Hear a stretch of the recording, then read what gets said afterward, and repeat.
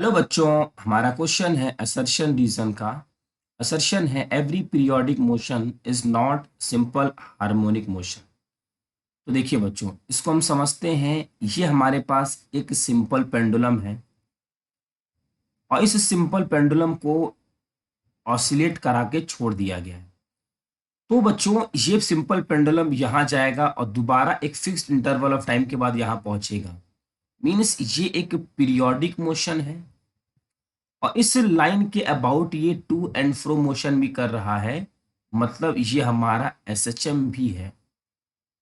Periodic motion क्या होता है? वो मोशन जो एक फिक्स्ड इंटरवल ऑफ टाइम के बाद अपने मोशन को वो रिपीट करे। दूसरा एग्जांपल देखिए, मान लीजिए कि हमारे पास एक स्प्रिंग है और इसके साथ एक ब्लॉक लगा हुआ है और हमने इस ब्लॉक को खींच के छोड़ दिया। तो ये पीरियोडिक मोशन भी है। एक फिक्स्ड इंटरवल ऑफ टाइम के बाद ये अपने मोशन को रिपीट करेगा। और बच्चों, ये एक एसएचएम भी है, सिंपल हार्मोनिक मोशन भी कर रहा है।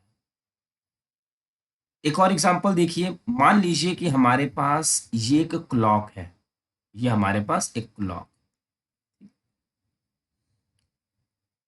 और इसमें कुछ टाइम हो रहा होगा। अब अगर हम इस हैंड की बात करें तो ये हमारा हैंड यहां से मूव करता करता ये अपनी साइकिल को एक फिक्स्ड इंटरवल ऑफ टाइम में रिपीट करता है बच्चों। ये यहां से लेकर यहां तक 12 घंटे में दोबारा, सॉरी, 1 घंटे में दोबारा ये यहाँ पे पहुंच जाएगा। मीन्स ये कैसा मोशन है? पीरियोडिक मोशन है। क्या ये एसएचएम कर रहा है? एसएचएम का मतलब टू एंड फ्रो मोशन। तो ये एसएचएम नहीं कर रहा है। अगर हम बात करें, ये हमारा सन है और सन के चारों तरफ अर्थ रिवॉल्व हो रहा है। तो जो हमारा अर्थ है एक फिक्स्ड इंटरवल ऑफ टाइम के बाद अपने मोशन को रिपीट करता है। मीन्स ये क्या है? Periodic motion. बट बच्चों, ये एसएचएम नहीं है। अगर आप ये सभी एग्जाम्पल्स को देखेंगे तो सारे एसएचएम पीरियोडिक होते हैं। बट सारे पीरियोडिक एसएचएम होते हैं इसकी कोई गारंटी नहीं है। Means every periodic motion is not an simple harmonic motion. This is true. अब किसी भी हार्मोनिक मोशन को रिप्रेजेंट करने का तरीका क्या है? F is equal to minus of k x. Means F is directly proportional to x।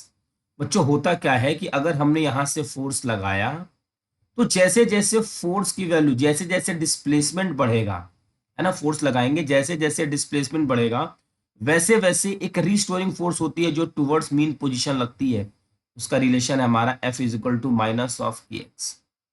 तो ये हमारा ट्रू है और ये इसका करेक्ट एक्सप्लेनेशन भी है। तो हमारे इस क्वेश्चन का आंसर होगा 1। Both assertion and reason are true and the reason is the correct explanation of the assertion। I hope बच्चों कि आपको ये क्वेश्चन अच्छे से समझ में आ गया होगा। Thank you.